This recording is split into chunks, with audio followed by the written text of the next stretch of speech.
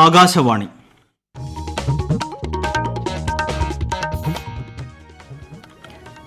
നമസ്കാരം.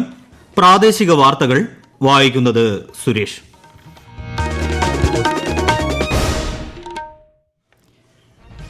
പ്രധാന വാർത്തകൾ.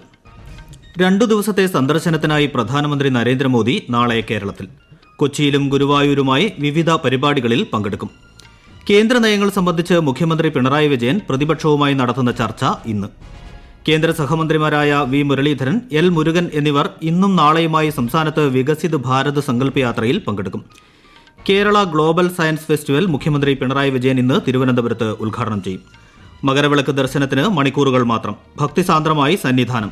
പരിമിതികൾക്കിടയിലും സുരക്ഷിതമായ തീർത്ഥാടനം സാധ്യമാക്കിയതായി മന്ത്രി കെ രാധാകൃഷ്ണൻ. ഇന്ന് 76ാമത് ദേശീയ കരസേനാ ദിനം. ലഖ്നൌവിൽ നടന്ന സൈനിക പരേഡിൽ കരസേനാ മേധാവി അഭിവാദ്യം സ്വീകരിച്ചു. വാർത്തകൾ വിശദമായി. 2 ദിവസത്തെ സന്ദർശനത്തിനായി പ്രധാനമന്ത്രി നരേന്ദ്രമോദി നാളെ കേരളത്തിലെത്തും. വൈകിട്ട് 5 മണിയോടെ കൊച്ചി അന്താരാഷ്ട്ര വിമാനത്താവളത്തിലെത്തുന്ന അദ്ദേഹം എറണാകുളം നഗരത്തിൽ റോഡ് ഷോയിൽ പങ്കെടുക്കും. ബുധനാഴ്ച രാവിലെ ഗുരുവായൂരിലേക്ക് പോകും. ഗുരുവായൂർ ക്ഷേത്ര ദർശനത്തിലും പൂജയിലും പങ്കെടുക്കുന്ന ശ്രീ നരേന്ദ്രമോദി ബിജെപി നേതാവും മുൻ എംപിയുമായ സുരേഷ് ഗോപിയുടെ മകളുടെ ഉൾപ്പെടെ 4 വിവാഹ ചടങ്ങുകളിൽ പങ്കെടുക്കും. തൃപ്രയാർ ശ്രീ രാമസ്വാമി ക്ഷേത്രത്തിലും പ്രധാനമന്ത്രി ദർശനവും പൂജയും നടത്തും.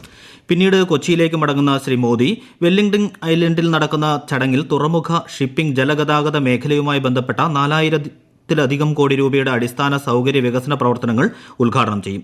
പുതുവൈപ്പിനിൽ 1236 കോടി രൂപ ചെലവിൽ നിർമ്മിച്ച LPG ഇറക്കുമതി ടെർമിനലും അദ്ദേഹം രാജ്യത്തിന് സമർപ്പിക്കും. വൈകിട്ട് എറണാകുളം മറൈൻ ഡ്രൈവിൽ BJP ശക്തി കേന്ദ്ര ഇൻചാർജുമാരുടെ യോഗത്തെ അഭിസംബോധന ചെയ്ത ശേഷം പ്രധാനമന്ത്രി ന്യൂഡൽഹിയിലേക്ക് മടങ്ങും.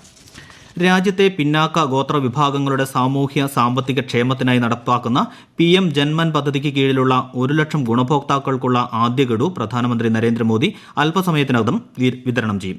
വീഡിയോ കോൺഫറൻസിംഗിലൂടെ നടക്കുന്ന ചടങ്ങിൽ പദ്ധതിയുടെ ഗുണഭോക്താക്കളുമായും പ്രധാനമന്ത്രി സംവദിക്കും. കേന്ദ്ര നയങ്ങൾ സംബന്ധിച്ച വിഷയങ്ങൾ ചർച്ച ചെയ്യാൻ മുഖ്യമന്ത്രി പിണറായി വിജയൻ പ്രതിപക്ഷവുമായി നടത്തുന്ന ചർച്ച ഇന്ന് വൈകിട്ട്. രാവിലെ നിശ്ചയിച്ചിരുന്ന ചർച്ച വൈകിട്ട് 3:30ലേക്ക് മാറ്റുകയായിരുന്നു. കേന്ദ്ര നീക്കങ്ങളും സമീപനവും സാമ്പത്തിക പ്രതിസന്ധി അടക്കമുള്ള വിഷയങ്ങളും ചർച്ചയാകും. പ്രതിപക്ഷ നേതാവ് VD സതീശൻ, പ്രതിപക്ഷ ഉപനേതാവ് PK കുഞ്ഞാലിക്കുട്ടി എന്നിവർ യോഗത്തിൽ പങ്കെടുക്കും. ഇന്ത്യയിലും വിദേശത്തുമുള്ള വൻകിട ആശുപത്രികളിൽ മാത്രം ലഭ്യമായിരുന്ന റോബോട്ടിക് സർജറി യൂണിറ്റ് സർക്കാർ മേഖലയിൽ ആദ്യമായി തിരുവനന്തപുരം RCCയിൽ പ്രവർത്തനം ആരംഭിച്ചു. മുഖ്യമന്ത്രി പിണറായി വിജയൻ ഉദ്ഘാടനം നിർവഹിച്ചു. കേരള ഗ്ലോബൽ സയൻസ് ഫെസ്റ്റിവലിന് ഇന്ന് തിരുവനന്തപുരത്ത് തുടക്കമാകും. ഫെസ്റ്റിവൽ തോന്നയ്ക്കൽ ലൈഫ് സയൻസസ് പാർക്കിൽ മുഖ്യമന്ത്രി പിണറായി വിജയൻ ഉദ്ഘാടനം ചെയ്യും. 25 ഏക്കർ വിസ്തൃതിയിൽ 2.5 ലക്ഷം സ്ക്വയർ ഫീറ്റ് വരുന്ന 18 പവലിയനുകളിലായി 51 കാഴ്ചകളാണ് ഫെസ്റ്റിവലിന്റെ ഭാഗമായി ഒരുക്കിയിട്ടുള്ളത്. ഇന്ന് ആരംഭിക്കുന്ന ആഗോള ശാസ്ത്രമേള 1 മാസം നീണ്ടുനിൽക്കും.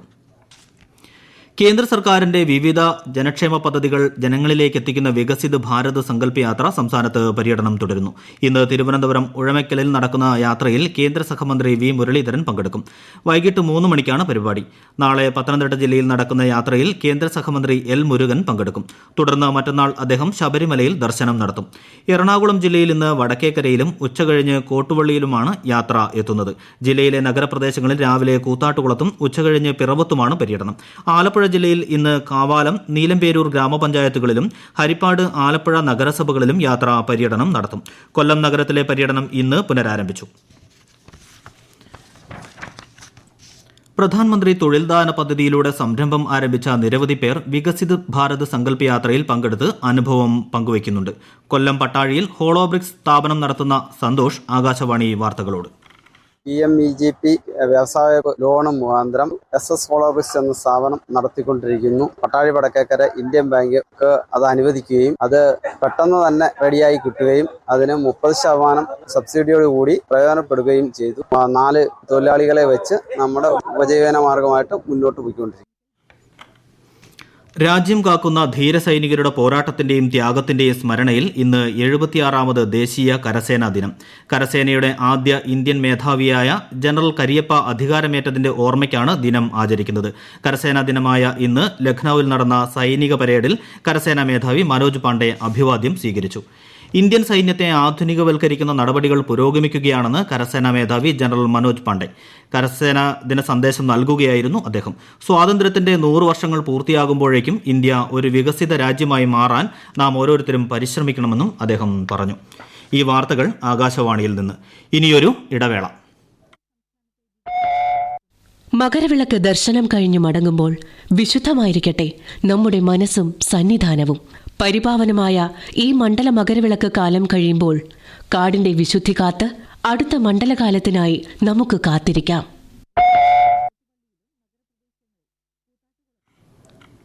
മകരജ്യോതി ദർശനത്തിന് മണിക്കൂറുകൾ മാത്രം ശേഷിക്കെ ഭക്തിസാന്ദ്രമായി ശബരിമല. വൈകിട്ട് 6:30 തിരുവാഭരണം ചാർത്തിയുള്ള ദീപാരാധന. തുടർന്ന് മകരജ്യോതി ദർശനവും നടക്കും.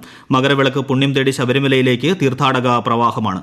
വിശദാംശങ്ങളുമായി ആകാശവാണി പത്തനംതിട്ട ജില്ലാ പ്രതിനിധി ശ്രീജി എസ് ശ്രീധർ. ശരണഘോഷങ്ങളാൽ മുഖരിതമാണ് സന്നിധാനവും പരിസര പ്രദേശങ്ങളും. 1.5 ലക്ഷത്തോളം തീർത്ഥാടകർ അയ്യന്റെ പൂങ്കാവനത്തിൽ മകരജ്യോതി ദർശനത്തിനായി കാത്തിരിപ്പിലാണ്. സന്നിധാനത്ത് ഇപ്പോൾ നടക്കുന്ന ഉഷപൂജയ്ക്ക് ശേഷം ഉച്ചയ്ക്ക് 1 നടയടച്ചാൽ വൈകിട്ട് 5 തുറന്ന് 5:15 തിരുവാഭരണ ഘോഷയാത്രയെ സ്വീകരിക്കാനായി പുറപ്പെടൽ നടത്തും. വൈകിട്ട് 6:30 തിരുവാഭരണം ചാർത്തിയുള്ള ദീപാരാധനയും തുടർന്ന് പൊന്നമ്പലമേട്ടിൽ മകരജ്യോതി ദർശനവും നടക്കും. തിരക്ക് കണക്കിലെടുത്ത് വലിയ സുരക്ഷയാണ് സന്നിധാനത്തും 10 വ്യൂ പോയിന്റുകളിലും വിവിധ വകുപ്പുകൾ ഒരുക്കിയിട്ടുള്ളത്.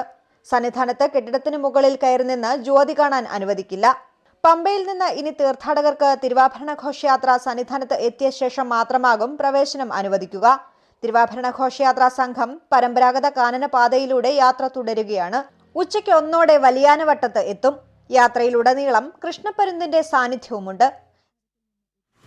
ശബരിമലയുടെ പരിമിതികൾക്കുള്ളിൽ നിന്നുകൊണ്ട് ഇത്തവണ സുരക്ഷിതമായ തീർത്ഥാടനമൊരുക്കാൻ സാധിച്ചതായി മന്ത്രി കെ രാധാകൃഷ്ണൻ. ഇത്തവണ പ്രതീക്ഷിച്ചതിലധികം തിരക്കുണ്ടായി. മുൻവർഷങ്ങളെ അപേക്ഷിച്ച് അമ്മമാരും കുട്ടികളും കൂടുതലായി എത്തി. 1 മണിക്കൂറിൽ എത്തിച്ചേരുന്ന ഭക്തരുടെ എണ്ണവും വളരെ കൂടുതലായിരുന്നു. എല്ലാ വകുപ്പുകളും ഒറ്റക്കെട്ടായി പ്രവർത്തിച്ചാണ് തീർത്ഥാടനം സുഗമമാക്കിയതെന്നും മന്ത്രി പറഞ്ഞു. അതിനിടെ ഹരിവരാസനം പുരസ്കാരം തമിഴ് സംഗീതജ്ഞൻ PK വീരമണിദാസിന് മന്ത്രി കെ രാധാകൃഷ്ണൻ സമ്മാനിച്ചു. കാർഷികോത്സവമായ പൊങ്കൽ വിപുലമായി ആഘോഷിച്ച് കേരളത്തിലെ അതിർത്തി ജില്ലകൾ. 4 ദിവസമാണ് പൊങ്കൽ ചടങ്ങുകൾ നടക്കുന്നത്. ഇന്ന് തൈപ്പൊങ്കലാണ്, നാളെയാണ് മാട്ടുപൊങ്കൽ. പൊങ്കലിനോടനുബന്ധിച്ച് തിരുവനന്തപുരം, കൊല്ലം, പത്തനംതിട്ട, ഇടുക്കി, പാലക്കാട്, വയനാട് എന്നീ ജില്ലകൾക്ക് ഇന്ന് പ്രാദേശിക അവധിയാണ്. തമിഴ്നാടിനോട് ചേർന്നുള്ള പാലക്കാട് ജില്ലയുടെ അതിർത്തി ഗ്രാമങ്ങളും പൊങ്കൽ ആഘോഷത്തിന്റെ നിറവിലാണ്. വീടുകളിൽ കാപ്പുകെട്ടിയാണ് പൊങ്കൽ ആഘോഷങ്ങൾക്ക് തുടക്കം കുറിച്ചത്. സംഗീത സംവിധായകൻ KJ ജോയ് അന്തരിച്ചു. ഇന്ന് പുലർച്ചെ ചെന്നൈയിലായിരുന്നു അന്ത്യം. 77 വയസ്സായിരുന്നു. സംസ്കാരം ബുധനാഴ്ച ചെന്നൈയിൽ നടക്കും. തൃശൂർ നെല്ലിക്കുന്ന് സ്വദേശിയായ KJ ജോയ് 200-ലേറെ ചിത്രങ്ങൾക്ക് സംഗീതം ഒരുക്കിയിട്ടുണ്ട്. അദ്ദേഹത്തിന്റെ കസ്തൂരി മാൻമിഴി, സ്വർണ്ണമീനിന്റെ കണ്ണുള്ള തുടങ്ങിയ ഗാനങ്ങൾ ശ്രോതാക്കൾക്ക് പ്രിയങ്കരമാണ്. 1975 ലവ് ലെറ്റർ എന്ന ചിത്രത്തിലൂടെയായിരുന്നു അരങ്ങേറ്റം. 12 ഹിന്ദി ചിത്രങ്ങൾക്കും പശ്ചാത്തല സംഗീതം ഒരുക്കിയിട്ടുണ്ട്. രാജ്യത്തെ ഓഹരി സൂചികകൾ സർവകാല റെക്കോർഡിൽ. ബോംബെ ഓഹരി സൂചിക സെൻസെക്സ് ആദ്യമായി 73,000 പോയിന്റ് ഭേദിച്ചു. നിലവിൽ സെൻസെക്സ് 610 പോയിന്റ് നേട്ടത്തോടെ 73,179ലും ദേശീയ ഓഹരി സൂചിക നിഫ്റ്റി 162 പോയിന്റ് ഉയർന്ന് 22,056ലുമാണ് വ്യാപാരം പുരോഗമിക്കുന്നത്. സ്വർണ്ണവില വർദ്ധിച്ചു. പവന് 120 രൂപ വർദ്ധിച്ച് 46,520 രൂപയും ഗ്രാമിന് 15 രൂപ വർദ്ധിച്ച് 5,815 രൂപയുമായി. ഇന്ത്യ അഫ്ഗാനിസ്ഥാൻ T20 ക്രിക്കറ്റ് പരമ്പരയിലെ അവസാന മത്സരം നാളെ ബംഗളൂരുവിൽ നടക്കും. ഇന്നലെ നടന്ന 2ാം മത്സരത്തിൽ 6 വിക്കറ്റിന് ഇന്ത്യ അഫ്ഗാനിസ്ഥാനെ പരാജയപ്പെടുത്തിയിരുന്നു. ഇതോടെ 3 മത്സരങ്ങളുള്ള പരമ്പര ഇന്ത്യ സ്വന്തമാക്കി. AFC ഏഷ്യൻ കപ്പ് ഫുട്ബോളിൽ ഇന്ന് 2 മത്സരങ്ങൾ. വൈകിട്ട് 5 മണിക്കുള്ള മത്സരത്തിൽ ബഹ്റിൻ ദക്ഷിണ കൊറിയയുമായി ഏറ്റുമുട്ടും. രാത്രി 8 മണിക്ക് ഇന്തോനേഷ്യ ഇറാഖ് പോരാട്ടം നടക്കും. രാഹുൽ ഗാന്ധി നയിക്കുന്ന ഭാരത് ജോഡോ ന്യായ് യാത്ര മണിപ്പൂരിൽ പര്യടനം തുടരുന്നു. ഇംഫാൽ വെസ്റ്റിലെ സെക്മായിൽ നിന്നാണ് ഇന്ന് പര്യടനം തുടങ്ങിയത്. 4 ജില്ലകളിലൂടെ പര്യടനം നടത്തിയ ശേഷം ഇന്ന് വൈകുന്നേരം നാഗാലാൻഡിൽ പ്രവേശിക്കും. ഇന്നലെ മണിപ്പൂരിലെ തൗബലിലാണ് പര്യടനം തുടങ്ങിയത്. പ്രധാന വാർത്തകൾ വീണ്ടും. 2 ദിവസത്തെ സന്ദർശനത്തിനായി പ്രധാനമന്ത്രി നരേന്ദ്രമോദി നാളെ കേരളത്തിൽ. കൊച്ചിയിലും ഗുരുവായൂരുമായി വിവിധ പരിപാടികളിൽ പങ്കെടുക്കും. കേന്ദ്ര നയങ്ങൾ സംബന്ധിച്ച് മുഖ്യമന്ത്രി പിണറായി വിജയൻ പ്രതിപക്ഷവുമായി നടത്തുന്ന ചർച്ച ഇന്ന്. കേന്ദ്ര സഹമന്ത്രിമാരായ V മുരളീധരൻ, L മുരുകൻ എന്നിവർ ഇന്നും നാളെയുമായി സംസ്ഥാനത്ത് വികസിത് ഭാരത് സങ്കല്പ് യാത്രയിൽ പങ്കെടുക്കും. കേരള ഗ്ലോബൽ സയൻസ് ഫെസ്റ്റിവൽ മുഖ്യമന്ത്രി പിണറായി വിജയൻ ഇന്ന് തിരുവനന്തപുരത്ത് ഉദ്ഘാടനം ചെയ്യും. മകരവിളക്ക് ദർശനത്തിന് മണിക്കൂറുകൾ മാത്രം. ഭക്തിസാന്ദ്രമായി സന്നിധാനം. പരിമിതികൾക്കിടയിലും സുരക്ഷിതമായ തീർത്ഥാടനം സാധ്യമാക്കിയതായി മന്ത്രി കെ രാധാകൃഷ്ണൻ. ഇന്ന് 76ാമത് ദേശീയ കരസേനാ ദിനം. ലക്നൌവിൽ നടന്ന സൈനിക പരേഡിൽ കരസേനാ മേധാവി അഭിവാദ്യം സ്വീകരിച്ചു. പ്രാദേശിക വാർത്തകൾ കഴിഞ്ഞു. അടുത്ത വാർത്താ പ്രക്ഷേപണം 12:50.